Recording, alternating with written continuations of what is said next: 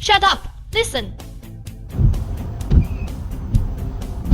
Did you hear that? When the wiper is working, there is a squeaking sound. Look, there is a black spot here. Let's press it and gently pull it, and the wiper blade will come off. Then comes the key point. We gently place this wiper rod on the windshield. Look, there is a gap between it and the windshield. It's deformed. Let's look here. This side is obviously fine. But you see, this side is warped. This is abnormal.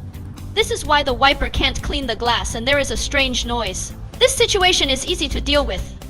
Let's take a screwdriver and insert it and bend it like this. You see, now the wiper rod fits the windshield perfectly. Okay, now the wiper blades are installed. Let's get in the car and try the effect. Friends, if it doesn't make any noise, please light up the red heart and support me. Come on, let's try it. No sound! The problem is gone. Follow me. Learn about cars every day.